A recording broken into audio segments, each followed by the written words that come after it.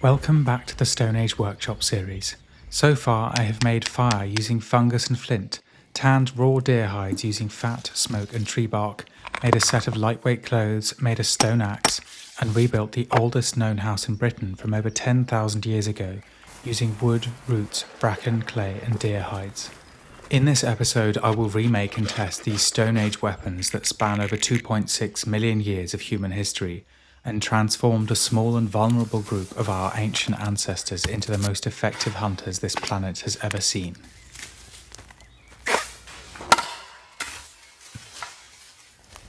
The very first weapons were probably not made at all. Our earliest ancestors would have picked up stones, branches, bones and antlers and used them as tools and weapons. These objects are almost impossible to identify archaeologically unless they have been modified.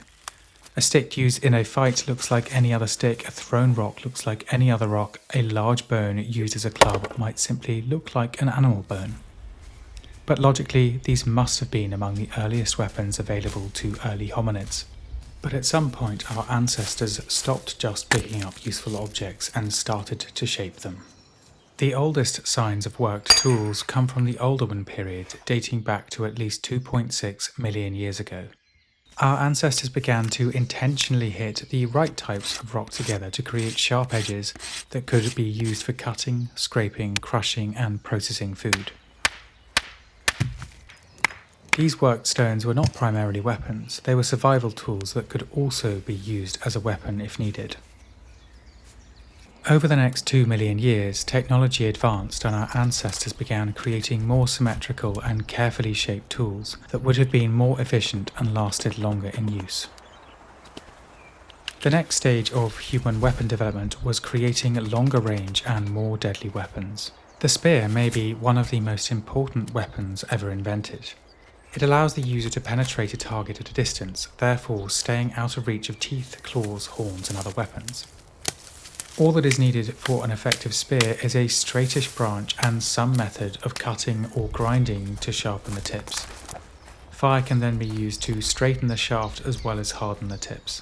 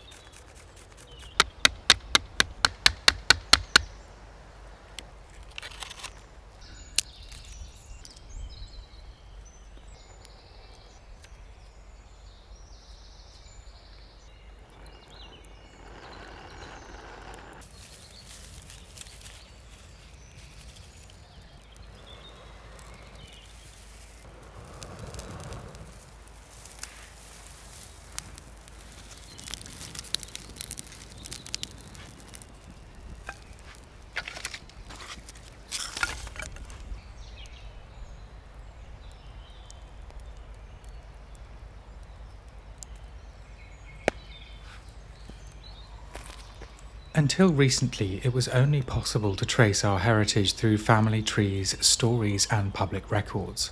But with advances in technology, we can now peek even further back into our origins. For this episode, I have partnered with MyHeritage, and honestly, it is one of the most fitting partnerships I could have imagined for the Stone Age series. For $19, you receive a DNA testing kit that's simple to use, just swab, seal and send off. My sample is zooming its way to the lab, and later in this episode when the results are in, I'll share the makeup of my ethnicity, looking as far back as 10,000 years using their ancient origins tool.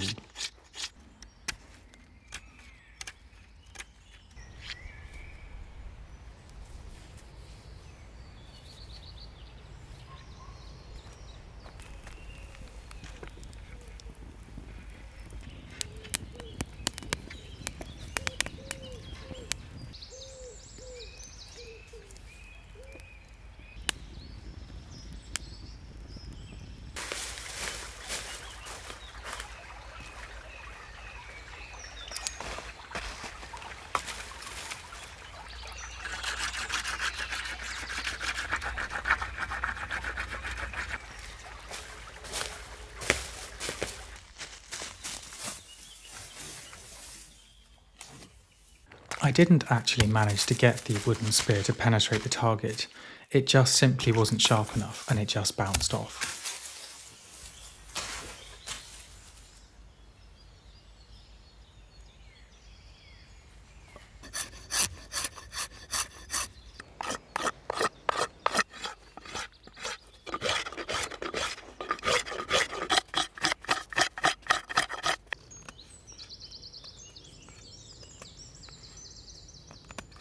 When using the throwing stick, it felt rather like throwing an axe. I can imagine it would be excellent at penetrating a target at close range and also good for knocking smaller prey down at greater distances.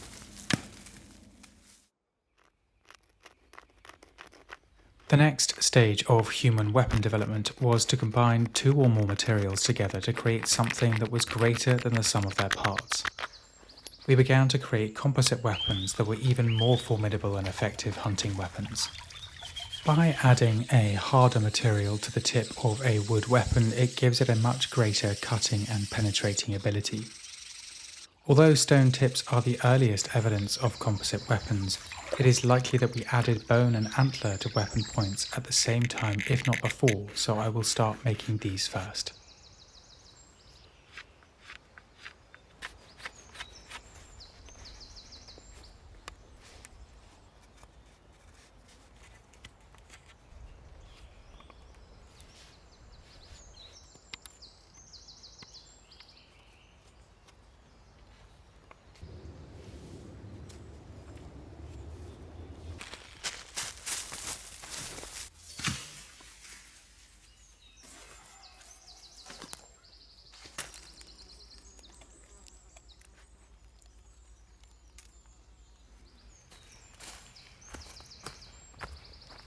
Antler is generally a tougher material than bone, making it less likely to splinter or break on impact, which makes it an excellent choice for spear tips.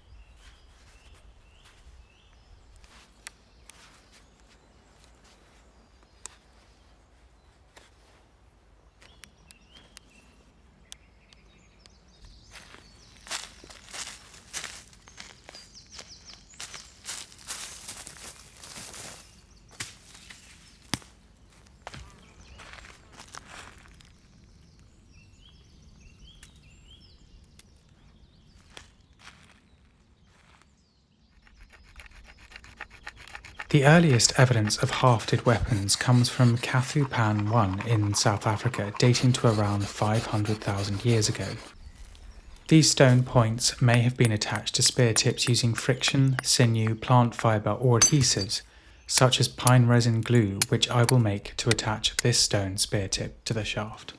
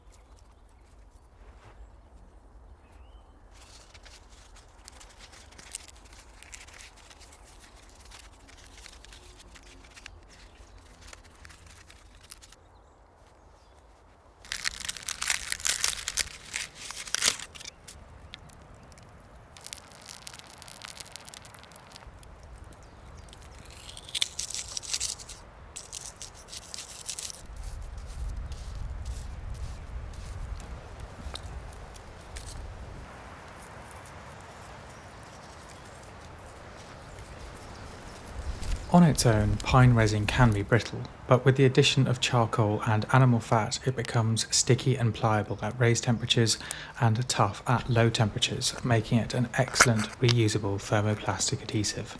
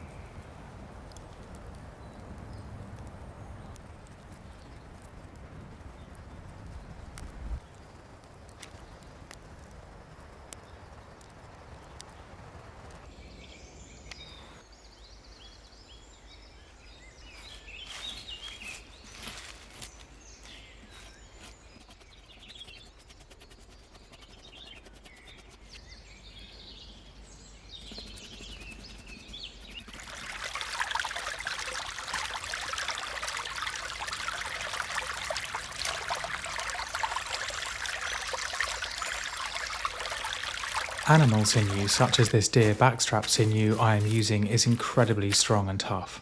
It makes excellent bindings and cordage. One of its main benefits is that it shrinks as it dries, creating very tight bindings. It also sticks to itself, reducing the chance of it loosening over time.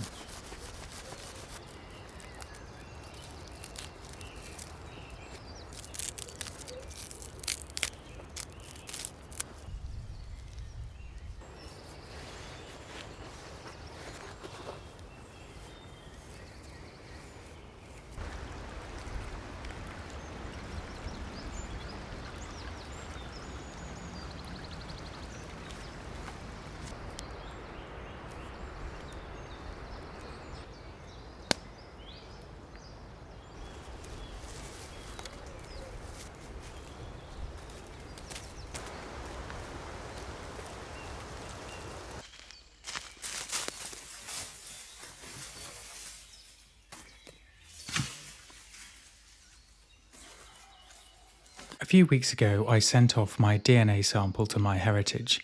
I believe the analysis is now complete, so let's head back to the computer briefly. So the email has come back and the results are in.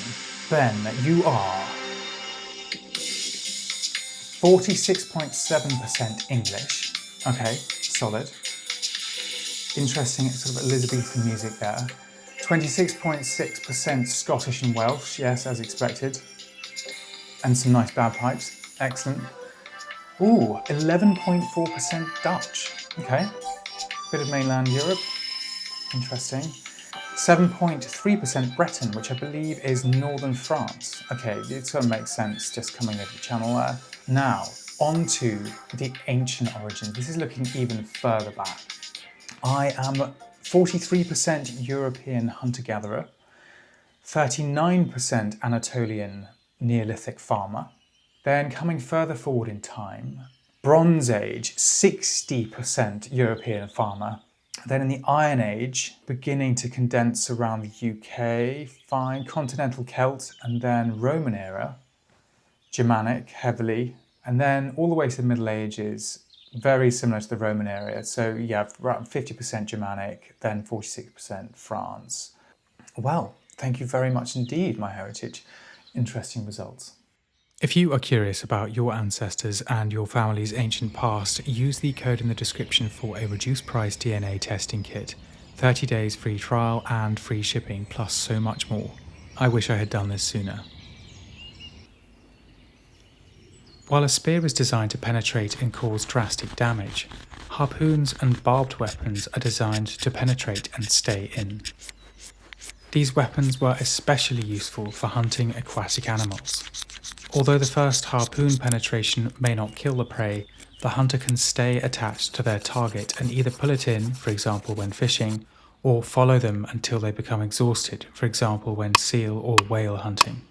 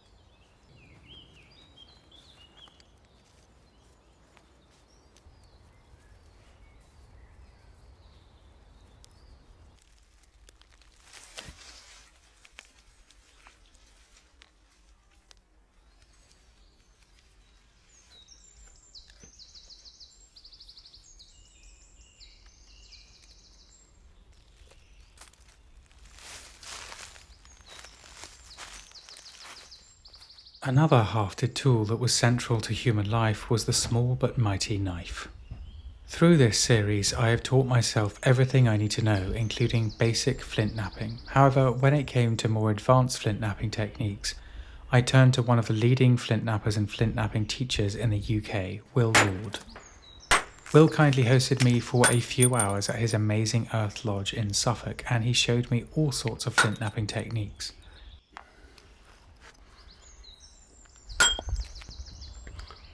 A little bit, yeah. Little knock, okay. No, that's good. Okay. That's a full pass, you see, that's gone right across. Oh yes, wrapped right at the top. Yeah. Nice, okay. Yeah.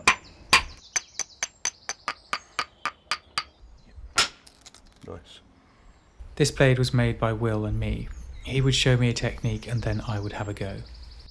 For anyone who would like to learn flint knapping from a master, head over to Will's YouTube channel linked in the description.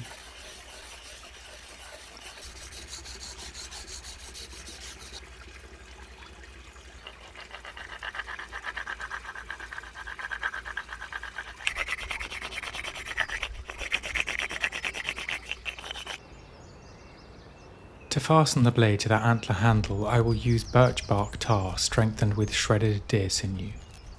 Birch bark tar is more complicated to make than the pine resin adhesive I used earlier in this episode. However, birch bark tar generally has superior properties as an adhesive. I will share the process of making it in a future episode.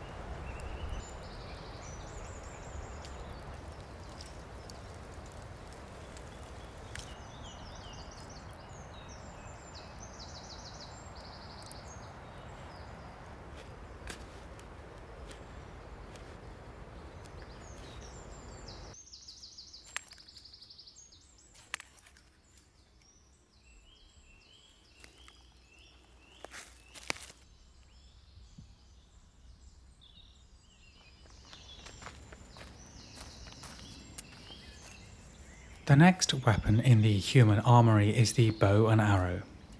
I've always thought that the bow and arrow was one of the best weapons of the Stone Age. It was so good in fact that it was widely used until only a few hundred years ago. It stores the power of the arms as elastic potential energy in the wooden bow, which can then be released quietly and incredibly quickly in a massive burst of energy. It made hunting quieter, it made projectiles fly faster and further, it allowed more shots to be taken faster, it allowed the hunter to remain hidden. It was a massive upgrade for our ancestors and made them even more deadly hunters.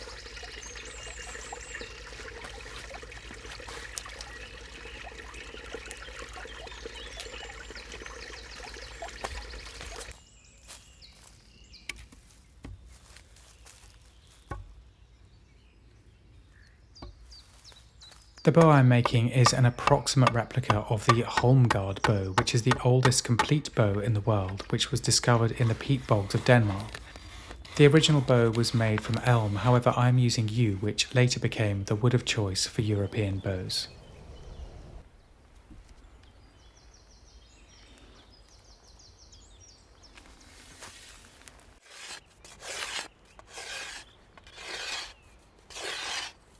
Yew has very distinct outer and inner layers. The outer layer is excellent in tension, which allows the bow to spring back quickly. The inner layer is excellent in compression, which stops the wood from crushing on the inner face.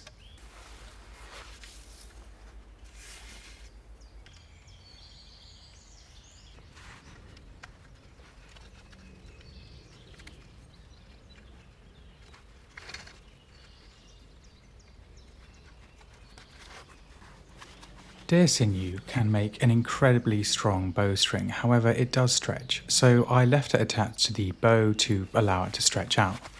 Whilst it was stretching, it sadly broke, so I decided to make 2 spare bowstrings from nettle cordage.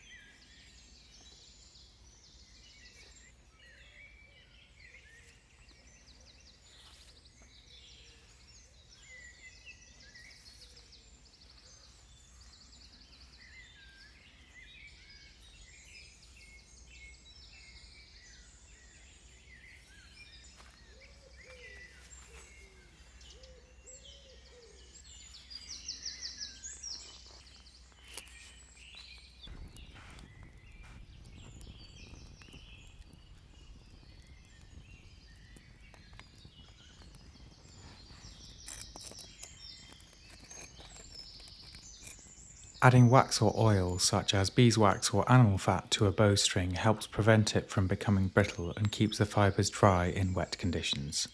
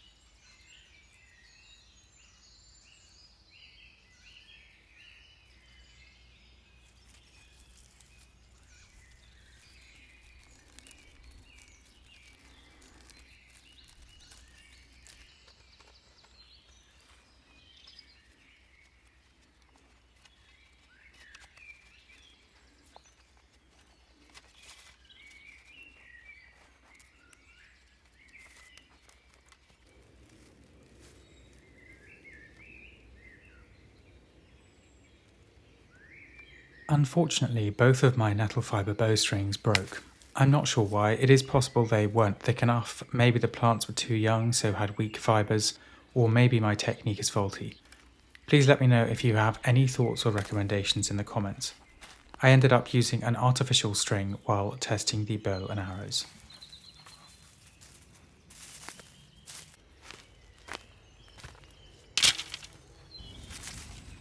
An arrow needs to be light, straight, and stiff enough to transfer energy efficiently from the bow without flexing too much on release. In the UK, hazel is one of the most practical choices for arrow shafts, being widespread across the British Isles and producing long, straight shoots that require relatively little preparation. Simple arrows without feather fletching are quick to prepare and the tips can be hardened with fire.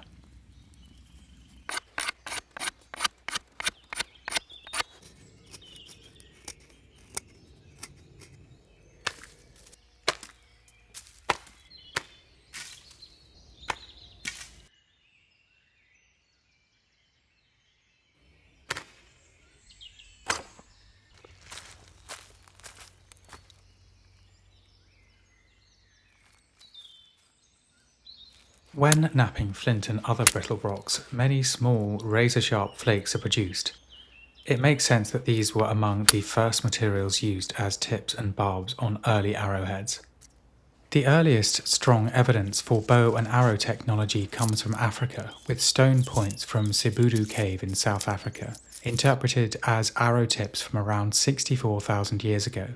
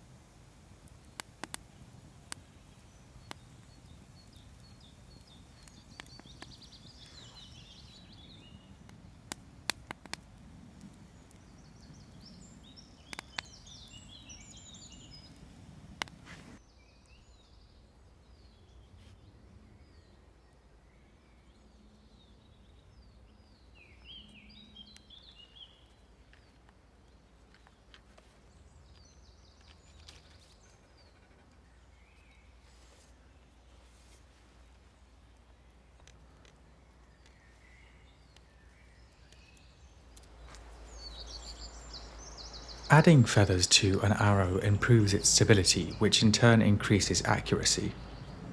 Flight feathers from larger birds including geese and pheasants make the best fletching.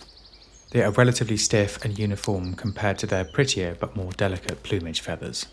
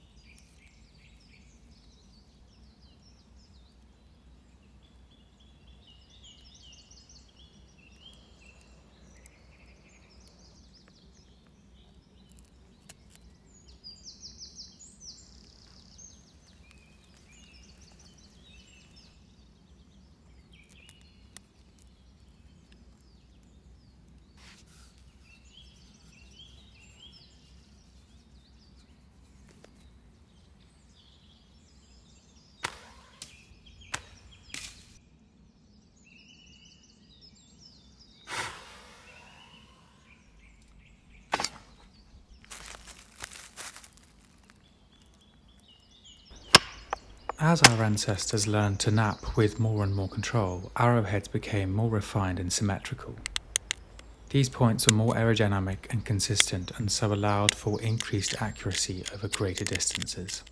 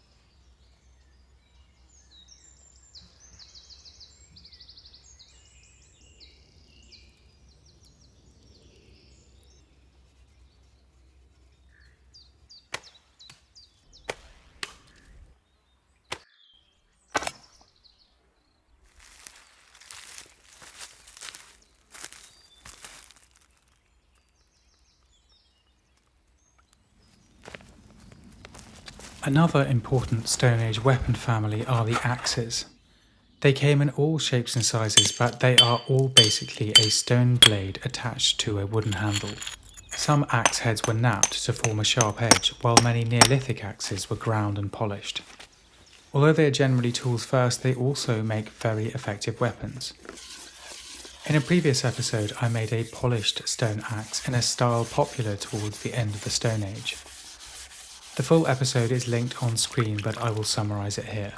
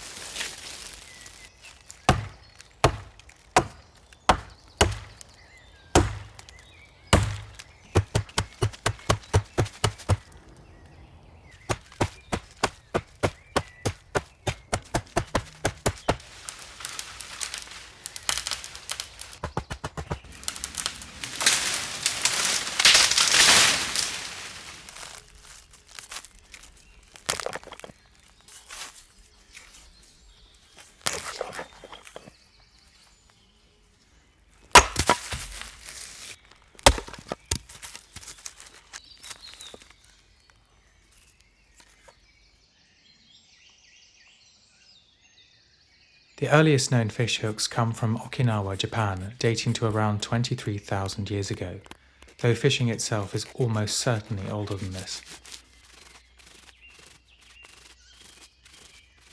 One of the simplest designs is the gorge or choke barb, less reliable than a hook but a lot easier to make and almost certainly one of the earliest fishing tools.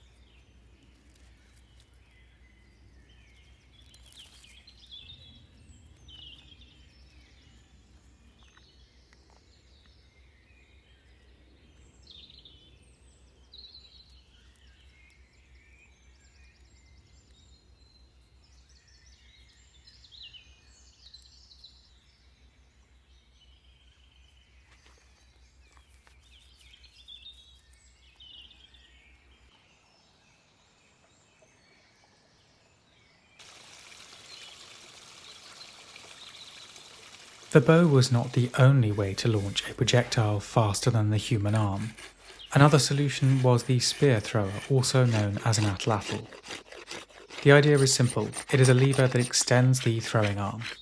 By using a spear thrower, a dart or light spear can be thrown farther and faster than with just an arm alone. Atlatls were once used in many parts of the world. The oldest widely accepted physical spear thrower parts are around 17,500 years old, but recent ballistic studies suggest the technology may have existed in Europe as early as around 31,000 years ago. Although a bow is incredibly effective, its main weaknesses are complexity, scarcity of suitable woods, and the durability of the bowstring. An Atlatl and dart is simpler, less dependent on wood species, and performs well in all conditions. Another advantage of an Atlatl is its heavier darts, making it more suitable for larger game with thick hides.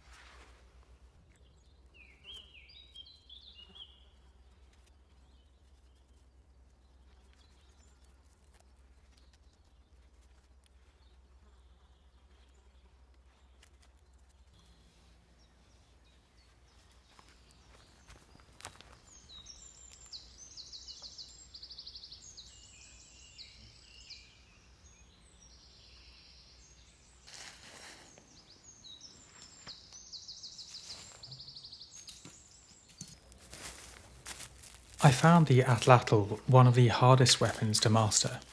The hook kept hold of the dart for a fraction too long, creating a bad flight path. After making a few adjustments to the hook and the socket in the dart, it became more usable, but I can imagine this is a weapon that could take years to truly master.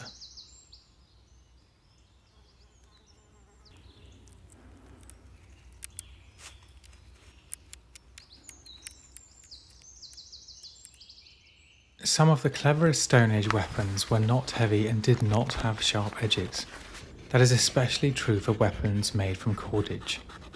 Cordage is one of the most important technologies in human history.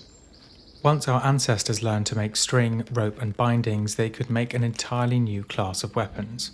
Slings, bolas, nets, snares, traps and a wide array of composite tools. The sling is one of the simplest and most effective examples. The earliest sign of slings in use is a stash of likely sling stones in the southern Levant, aka Israel, dating back to around 7,200 years ago. However, the sling may be much older than we currently can demonstrate. A sling is one of those weapons that is simple to use in concept but tricky in practice. I still have a long way to go.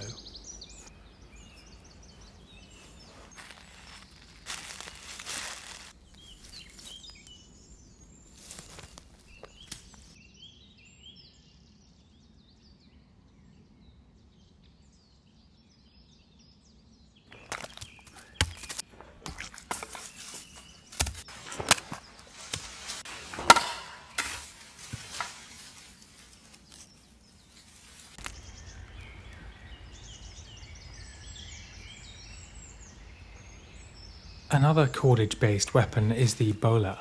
Bolas have been used in many cultures around the world. They essentially consist of weights at the end of cords then tied together. It is then thrown through the air to entangle or trip animals and sometimes people.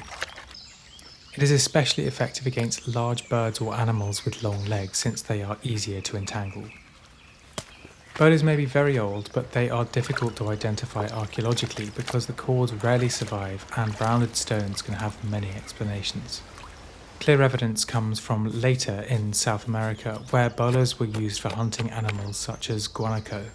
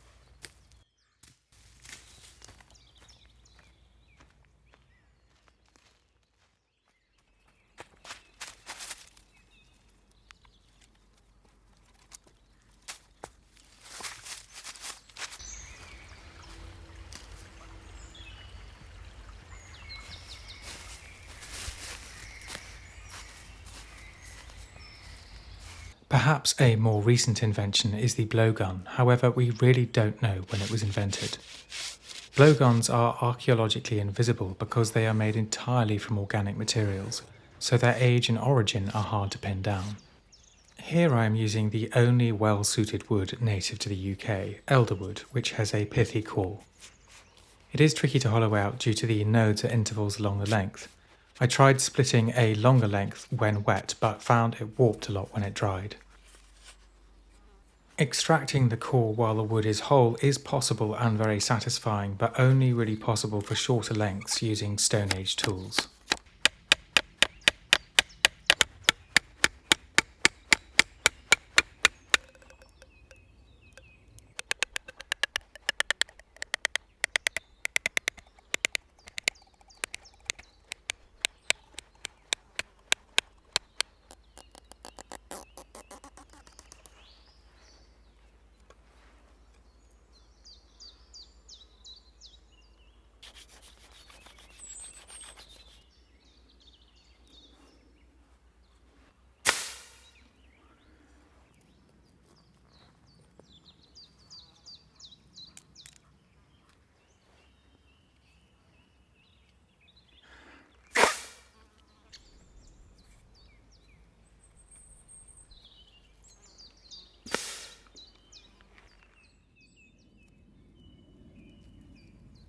Traps would have been essential and widespread Stone Age hunting weapons, yet they are almost entirely invisible in the archaeological record.